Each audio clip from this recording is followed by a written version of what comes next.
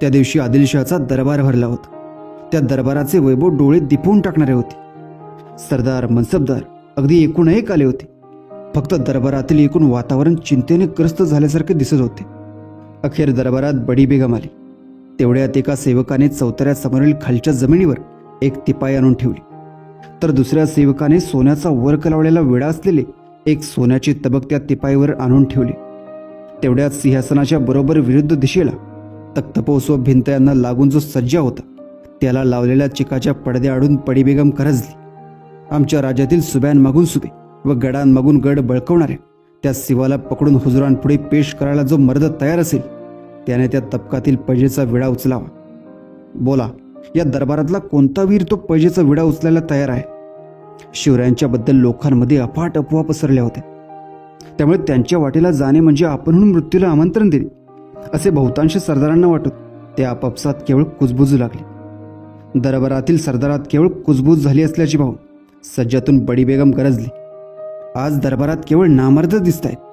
त्या दख्खनमधल्या शिवाच्या मुसक्या बांधून त्याला बादशाहसमोर पेश करू शकणारा एकही मर्द या दरबारात शिल्लक नाही. अरे तर मग कशाला त्या पिळदार मिशा नाहक ओटांवर मिरवता? बड्या बेगमचे ते बोचक बोल धकधकत्या निखाऱ्याप्रमाणे दरबारातल्या सरदारांच्या काळजाला भाजून काढू लागले. बडी बेगम याप्रमाणे बोलते न बोलते तोच पुऱ्या 6 फूट उंचीचा, धिप्पाड शरीर यष्टीचा, राक्षसी ताकदीचा आणि कपटनीती याविषयी मशहूर असलेला सरदार अफजल खान त्या तबकावाशी गेला. तिथे जाताच बादशाला कुरणीसात करून व त्या तबकातला विडा उचलून तो आत्मविश्वासाने म्हणाला, मैं उस सिवा को गिरफ्तार करके हुजूर के आगे पेश करूंगा. याप्रमाणे गरजून खानाने ते आव्हान स्वीकारताच त्या दरबारात टाळ्यांच्या कडकडाटाबरोबरच शाबास, जीते राहू अशा शुभेच्छांचे 7 प्रतिसाद निनादू लागले. दरबार संपल्याचे वजिराने जाहीर केल्यावर सर्व सरदार जेव्हा निघून गेले तेव्हा बड्या बेगमने खानाला आपल्याकडे बोलावले.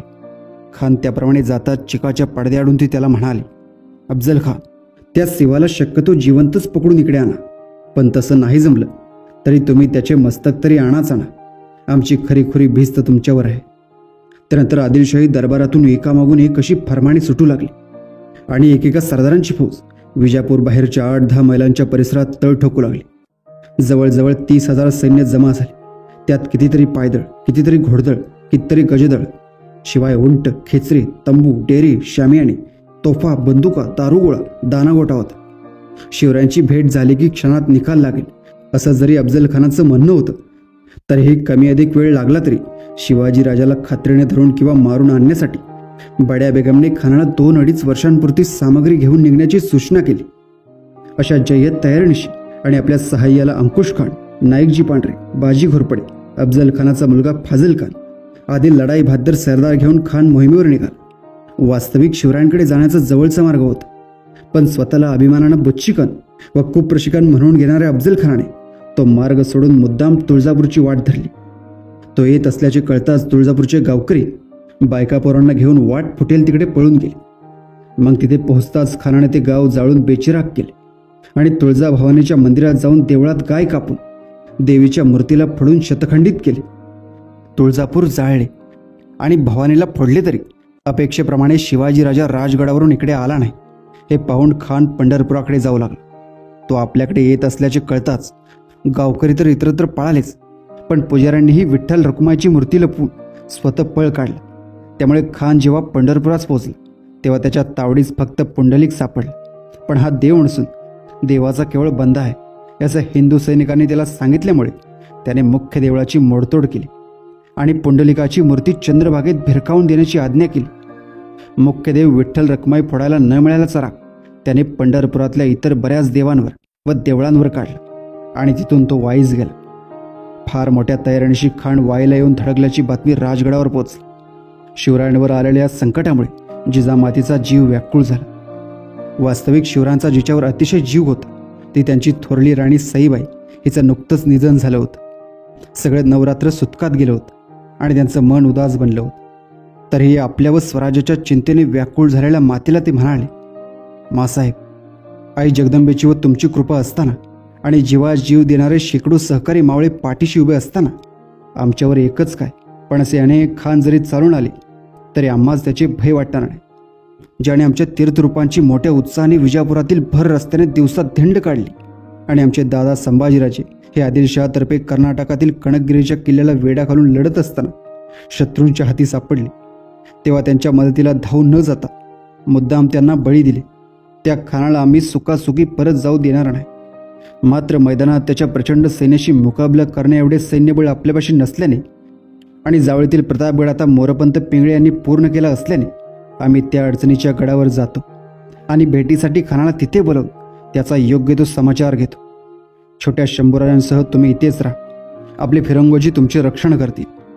तिकडे 12 मावळाचे देशमुख, देशपांडे, पाटील आदी वतनदारांना तुम्ही आमचे सरदार अफजल खान यांना सर्वतोपरी मदत करा. सेवाला मदत कराल तर तुमच्या बायका पोरांसह तुमची खांडोळी करण्यात येईल व तुमच्या घरांवरून गाढवाचे नांगर फिरवले जातील. अशा तंबीची फरमाने आदिलशाही दरबारातून आली होती.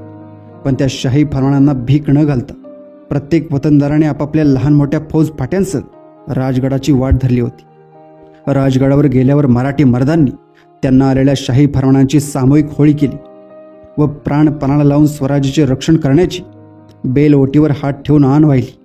मग तिथे आलेल्या तानाजी, नेताजी पासलकर, बाजीप्रभू, माणकोजी धातोंडे, रघुनाथपंत कोरडे, कान्होजी जेते, गोमाजी नाईक आदींची गुप्त बैठक होऊन महाराजांनी त्यांना प्रतापगडावर जाऊन खानाची भेट घेण्यामागचा आपला हेतू सांगितला आणि तो सर्वांना पटला. त्याप्रमाणे महाराज, त्यांचे सहकारी व एकत्रित सैन्य प्रतापगडावर जाण्यासाठी सज्ज झाले. त्यापूर्वी महाराज मासाहेबांचा निरोप घेण्यासाठी त्यांच्याकडे गेले व त्यांच्या चरणांवर त्यांनी मस्तक ठेवले. मासाहेबांचे हृदय भरून आले होते आणि डोळ्यातून अश्रू वाहू लागले. त्यांचा एकमेव शिल्लक असलेला हा अलौकिक पुत्र जणू कराल काळाच्या भेटीला जायला निघाला होता. चरणांवर मस्तक ठेवलेल्या त्या आपल्या शिवबाला 2 हाती उभे करून व त्या हृदयाशी धरून त्या सदगदित स्वरात म्हणाले, आई जगदंबेच्या कृपेने तुम्हाला उज्ज्वल यश मिळो. तुमच्या संभाजी दादाला मृत्यूच्या स्वाधीन करणाऱ्या व वडिलांची धंड काढणाऱ्या त्या महाकपटी खानाचा तुझ्या हातून शेवट हो. शुभा खान कपटी तसा शक्तिवान आहे.